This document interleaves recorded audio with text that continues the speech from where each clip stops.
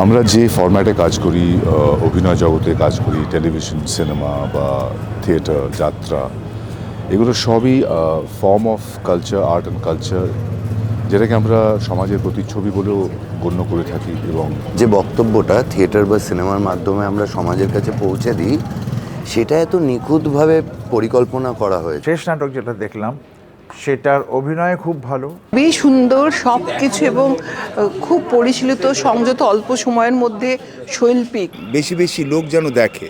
আমি গত মঙ্গলবার বৃহস্পতিবার জানতে পারলাম যে এখানে কতগুলো ফ্লেক্স পড়েছে আর কি।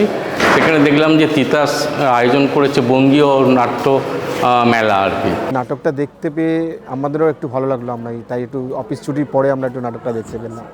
আর যারা ভালোবাসে না তাগিদে আসবেই। যত আমরা নাটকে ফেস্টিভ্যাল করতে পারবো তত দেখা যাচ্ছে মানুষকে মঞ্চমুখী করতে হবে। এবং আমার বন্ধুবান্ধবদেরও আগামী দিনে জানতে পারলে এই ডেটটা এর পরের বারের যে দ্বিতীয়বার যে হবে, তখন নিশ্চয়ই তাদের আগে থেকে বলবো যাতে আসে।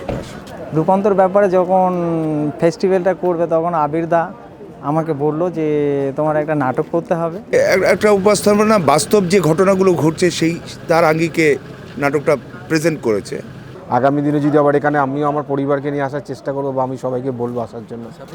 আমার ধারণা যে আগামী দিনে এরকম অনুষ্ঠান আরও নতুনদের অনেক অনেক উৎসাহ দেবে। অনেক ধন্যবাদ। আপনারাও পারলে এই অনুষ্ঠানের কথা চারিদিকে ছড়িয়ে দিন। ভালো লাগে।